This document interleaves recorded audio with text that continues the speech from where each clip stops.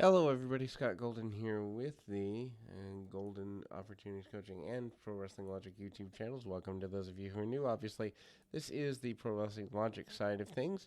We've got nearly 2,000 audios available for your listening pleasure, variety of topics, old school, new school, and all points in between pro wrestling.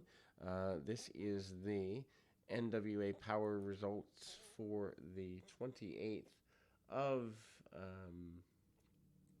of September 2021. And I mean, honestly, NWA continues to be one of the better wrestling products available. It's not as high profile as a lot of things. The talent is a little bit weaker than some would think, but this is always a decent episode, and its old school wrestling feel is good. So, Strictly Business opens this week's show.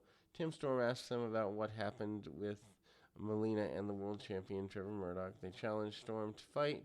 For questioning them, Latmere and Adonis and Camille circle the ring, and they're getting ready to attack. Joe Galley tries to stop it. Nick Aldis makes his way to the ring instead, and then cuts them off, saying that this wasn't the time and place to do this. They all back down, but they're eyeing Aldis suspiciously. Um, and it sounds like he's turning babyface. It's a good opening angle, and it's good to see tension with the Strictly Business building. Um, anyway, Melina is with May Valentine. May Valentine, I'm sorry, but is the worst part of this program for me week after week. And she cuts a promo on Melina cuts a promo on Camille, indicating that somewhere someday she's going to take the title from her. Chelsea Green comes out with a trophy from the last pay-per-view, claiming that Melina had done nothing for the business and that she should be champion. Tag team title eliminator tournament match. Hawk, Andre, Luke, and PJ Hawk defeat Colby, Carino, and JTG. Carino's angry that Luke Hawks and JTG shook hands at the start of the match, and um, basic exchanges with JTG. Carino ends up in the ring with PJ Hawks, and then um, obviously makes him pay for his inexperience. Hawks was able to make a tag to his father after a belly-to-belly suplex. Hawks then makes a comeback, but Carino cuts him off and continues using heelish attacks before tagging out JTG, who's not impressed with Carino's heelish antics. After a even exchange, JTG and Luke Hawks, both men hit punches and fall at the same time. Mutual tags are made, and PJ Hawks gets hands on Carino. Hawks and Air send things. Carino then goes to the ropes, with Hawks trying to send Carino in the air with a power slam from their dad, but then something goes wrong somehow, and they still hit a power slam and pick up a win. Decent match. Finish is a bit awkward, having a bit of, where's this going and what's here. Anyway, Hawks Air advancing in the tag team tournament is good for business. The father son team is an interesting tie on. Cryon cuts a promo about how he wants the TV title and how he's going to cash in his title shot earned at the Champions Series to take on Tyrus. Simple promo to the point. Tyrus and Austin Idol and Black G's and Jordan Clearwater are at the podium. Idol promised that if Cryon tries to cash in his title shot on Tyrus, they're going to destroy him and take his mask. Jeeves then promises pain, and that's the only thing awaiting. Tyrus says he's quite sure, but he thought he knew him, and it's clear Chiron knew who he was dealing with.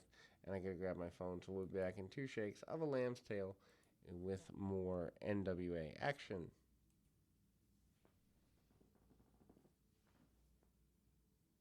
And again, the Clearwater Cryon thing, all of that is kind of there to fill some degree of challenge, issue, whatever have you. One thing I say about the NWA almost every time I do one of these reviews is that they have a very limited talent roster, but they make the most of it, and that is a skill set that Billy Corgan and everyone associated with the NWA has that other promotions don't have. A lot of times, promotions tend to choose to have larger rosters and don't get the best out of everyone. Gemicide, Allison Kay. Gemicide defeats Allison Kay. Very basic match, not anything to write home about. Gemicide is a talent that they have that could go forward. There are minor botches. Allison Kay is an underrated talent. I don't know that they've used her well here. Anyway, Gemicide and Kay.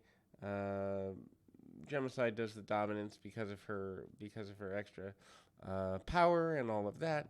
And then Kay's shoulder gets hit repeatedly. Gemicide then uses a few arm bars and hits throughout until there's a vertical suplex and goes right back into the shoulder and into the arm. Both women exchange strikes in the middle until Kay hits a stunner and then clotheslines for a 2 count. Gemicide and Kay had some miscommunication about the botched moves. Gemicide hits chokeslam and then nails the middle rope. Kay then responds by hitting a power bomb off the ropes. Lady Frost comes down to the ring and distracts Kay, leads to Gemicide rolling her up and hitting a handful of tights with a win. Taryn Tyrell comes out and celebrates with Gemicide after the match. Looks like they're basically heading towards a tag title match with Kay and Marty Bell. That is not a good thing. Marty Bell, just is not a strong talent. La Rebellion was with May Valentine and talked about how they would take on any tag team in any company and that they're going to bring the NWA tag team titles to Mexico to take on all comers in Mexico. Then we move to Judas with James Mitchell and James Storm goes to a double DQ. Judas is just not good in the ring. His timing's off. His strikes don't look strong. Storm carries him. Sinister Minister is a really good manager, but Judas is just not there.